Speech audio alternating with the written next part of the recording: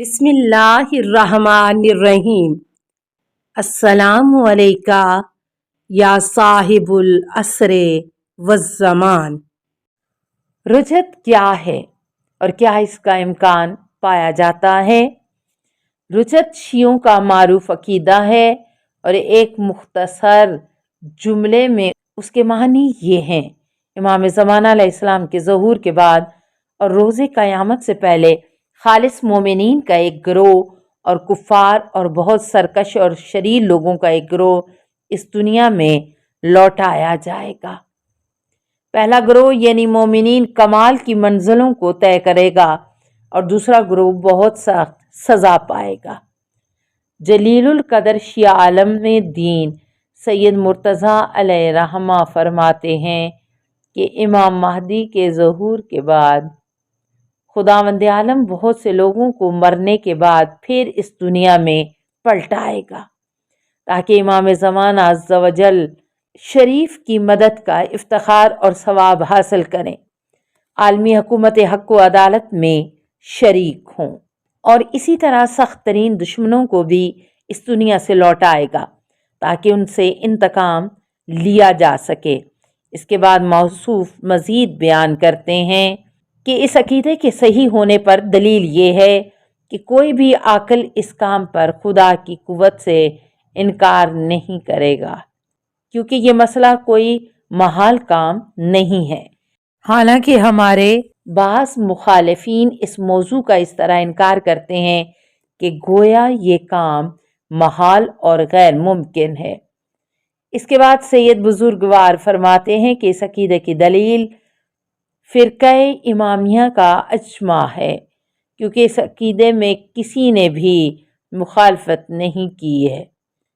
گزشتہ بعض قدیم شیعہ علماء اور اسی طرح مرحوم طبرسی صاحب مجموع البیان کی گفتگو سے یہ نتیجہ نکلتا ہے کہ بہت ہی کم شیعہ علماء نے اس عقیدے کی مخالفت کی ہے اور رجعت کے معنی حکومت اہل بیت علیہم السلام کے بازگشت کیے ہیں، نہ لوگوں کی بازگشت اور مردوں کا زندہ ہونا۔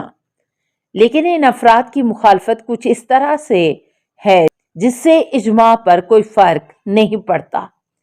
یہاں پر بہت سی بحثیں ہیں، لیکن ہم اس کا خلاصہ پیش کرتے ہیں۔ نمبر 1، بے شک اس دنیا میں مردوں کا زندہ ہونا کوئی محال کام نہیں ہے، جیسا کہ قیامت میں تمام انسانوں کا زندہ ہونا مکمل طور پر ممکن ہے، اور اس رجعت پر تعجب کرنا گویا زمانہ جاہلیت میں قیامت کے مسئلے پر تعجب کی طرح ہے۔ اس کا مذاق اڑانا مشرکین کا قیامت کے مذاق اڑانے کی طرح ہے، گویا عقل اس طرح کے کام کو محال نہیں مانتی، اور خدا کی وسیع قدرت کے سامنے یہ کام بہت آسان ہے۔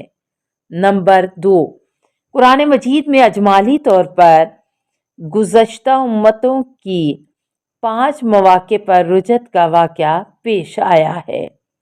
نمبر 1، الف، جیسا کہ قرآن مجید میں ایک نبی کے بارے میں ارشاد ہوا ہے، یا اس بندے کی مثال جس کا گزر ایک قریہ سے ہوا جس کے سارے ستون چھتیں گر چکی تھیں، تو اس بندے نے کہا کہ خدا ان سب کو موت کے بعد کس طرح زندہ کرے گا؟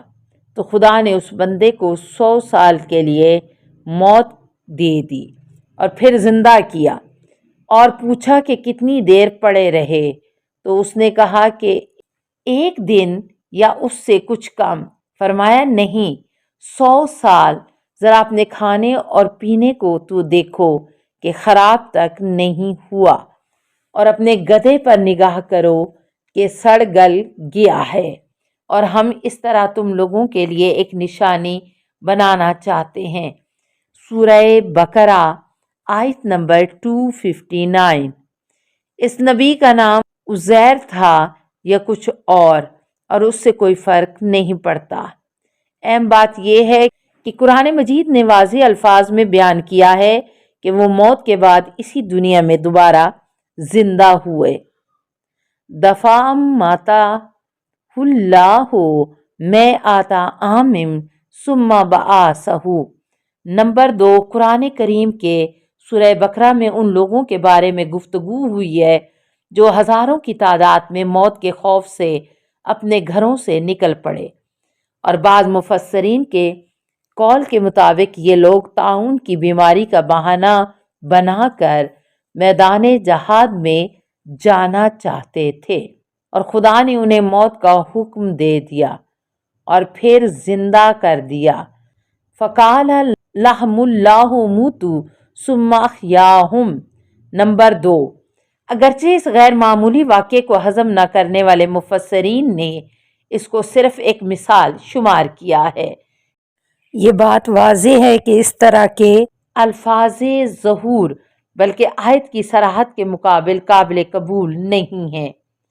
جیم، سورہ بقرہ کی آیات میں بنی اسرائیل کے بارے میں بیان ہوا ہے کہ دیدار خدا کے تقاضے کے بعد ان لوگوں پر ہلاک کرنے والی بجلی گری اور وہ لوگ مر گئے۔ اس کے بعد خدا نے ان کو زندہ کیا تاکہ اس کی نعمتوں کا شکر ادا کر سکیں۔ ثم بعثناکم من بعد موتکم لعلکم تشکرون، اور پھر ہم نے تمہیں موت کے بعد زندہ کر دیا کہ شاید اب شکر گزار بن جاؤ۔ دال، سورہ مائدہ آیت نمبر 110 میں جناب عیسیٰ علیہ السلام کے معجزات کو شمار کیا گیا ہے کہ وہ خدا کے حکم سے مردوں کو زندہ کرتے تھے۔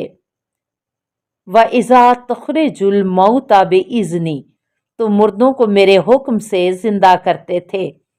یہ الفاظ اس بات کی عکاسی کرتے ہیں کہ جناب عیسیٰ علیہ السلام اپنے اس معجزے یعنی مردوں کو زندہ کرنے سے فائدہ اٹھاتے تھے، بلکہ آیت میں تخرج کا لفظ استعمال کیا گیا ہے جو تکرار پر دلیل ہے، اور یہ خود رجعت کی ایک قسم شمار ہوتی ہے۔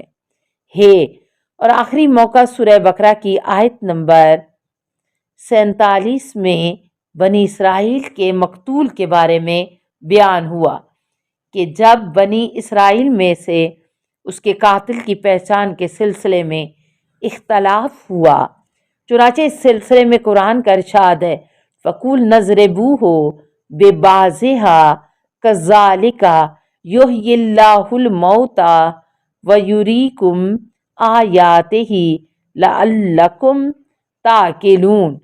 تو ہم نے کہا کہ مقتول کو گائے کے ٹکڑے سے مس کر دو، خدا اسی طرح مردوں کو زندہ کرتا ہے اور تمہیں اپنی نشانیاں دکھلاتا ہے کہ شاید تمہیں عقل آ جائے۔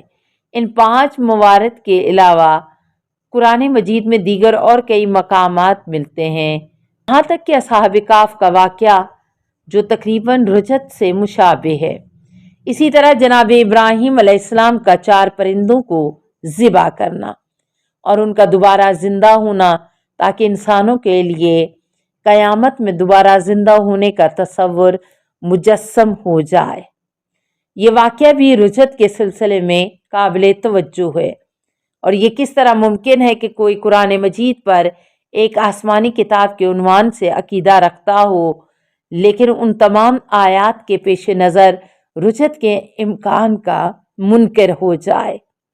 کیا رجعت کے معنی مرنے کے بعد دوبارہ زندہ ہونے کے علاوہ کوئی اور ہیں؟ کیا اسی دنیا میں قیامت کا ایک نمونہ رجعت ہونا چاہیے؟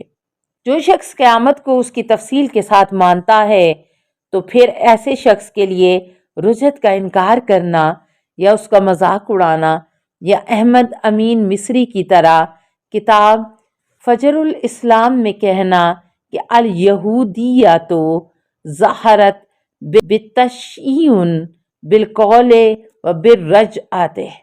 نمبر 4، یہودیت کا ایک دوسرا رخ شیعوں کے لباس میں رجعت کے عقیدے کے ساتھ ظاہر ہوا ہے، واقعاً جائے تعجب ہے۔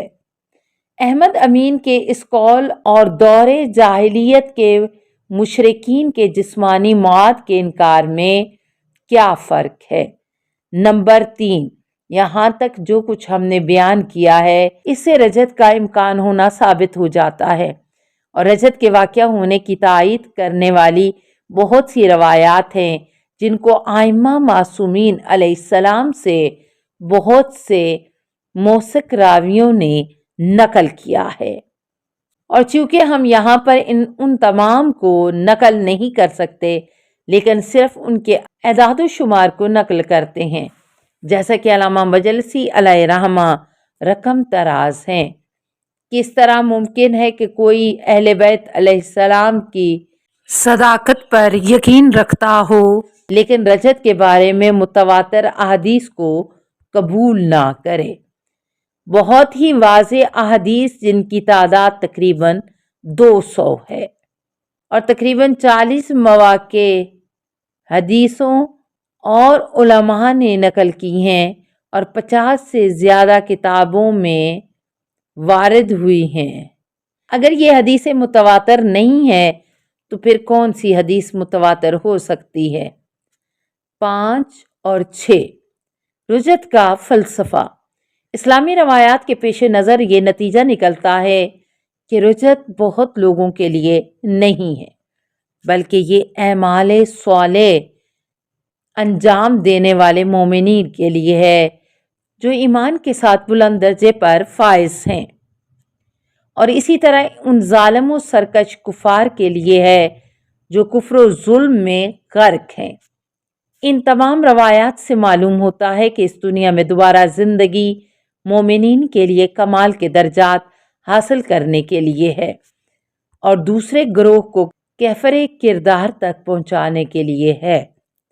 دوسرا، الفاظ میں کچھ یوں کہا جائے کہ وہ مخلص مومنین جو معنوی کمال حاصل کرنے میں موانع اور مشکلات سے دوچار ہو گئے تھے اور ان کی معنوی ترقی نامکمل رہ گئی تھی، تو حکمت الہی اس بات کا تقاضا کرتی ہے کہ ایسے مومنین کو دوبارہ زندگی دی جائے اور وہ کمال کی منزلوں کو مکمل کریں، حق و عدالت کی عالمی حکومت کو دیکھیں اور اس حکومت میں شریک ہوں، کیونکہ ایسی حکومت میں شریک ہونا ہی بہت بڑا افتخار ہے۔ اس کے برخلاف کفار و منافقین اور بڑے بڑے ظالم و جابر روز قیامت عذاب کے علاوہ اس دنیا میں بھی سزا بھگتیں گے، جیسا کہ گزشتہ سرکش اقوام جیسے قوم فرعون، قوم عاد، قوم سمود اور قوم لوط اپنے کیفر کردار تک پہنچی ہیں، اور یہ صرف رجت کی صورت میں ممکن ہے۔ حضرت امام جعفر صادق علیہ السلام سے منقول ہے کہ آپ علیہ السلام نے فرمایا، ان رجاتا لنسیت بامام وہی خصت لا یزیع الا من معزل ایمان و مخزا او محضا شرک محضا۔ نمبر 7، رجت عام نہیں ہوگی بلکہ خاص ہوگی۔ رجت صرف انہی افراد کے لیے ہے جو خالص مومن یا جو خالص مشرک ہیں۔ ممکن ہے کہ سورہ انبیاء کی آیت نمبر 95 میں اسی بات کی طرف اشارہ ہو جیسا کہ ارشاد ہوا ہے، وَحَرَّمَ عَلَىٰ قَرْيَةٍ أَهْلَكْنَاهَا أَنَّهُمْ لَا يَرْجِعُونَ، اور جس بستی کو ہم نے تباہ کر دیا ہے اس کے لیے بھی ناممکن ہے کہ قیامت کے دن ہمارے پاس پلٹ کر نہ آئے، کیونکہ نہ لوٹایا جانا انہی لوگوں کے بارے میں ہے جو اسی دنیا میں اپنے کیفر کردار تک پہنچ چکے ہیں، اور اس سے یہ بھی روز روشن کی طرح ہو جاتا ہے کہ جو لوگ اس طرح کے عذاب میں مبتلا نہیں ہوئے ہیں ان کو دوبارہ اس دنیا میں لوٹا کر ان کو سزا دی جائے۔ غور کیجئے، یہاں یہ بھی احتمال پایا جاتا ہے کہ ان دو جماعتوں کی بازگشت تاریخ بشریت کے اس خاص زمانے میں قیامت کے لیے دو عظیم درس اور عظمت خدا کی دو نشانیاں ہوں گی، تاکہ مومن ان کو دیکھنے کے بعد معنوی کمال اور ایمان کے بلند درجات تک پہنچ جائیں اور کسی طرح کی کوئی کمی باقی نہ رہے۔ نمبر 8۔ نمبر 1، سفینۃ البحار، جلد اول، صفحہ 511، مادہ رجع۔ نمبر 2، سورہ بقرہ، آیت نمبر 243۔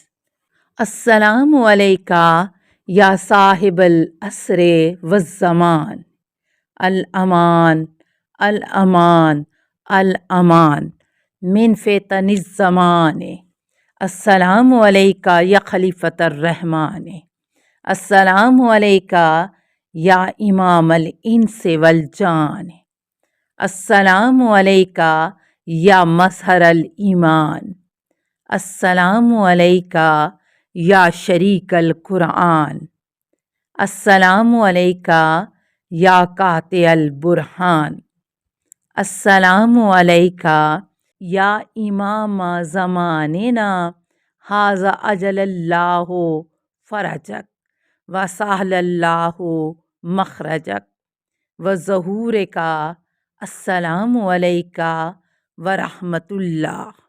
اللہم صلی علی محمد و آل محمد۔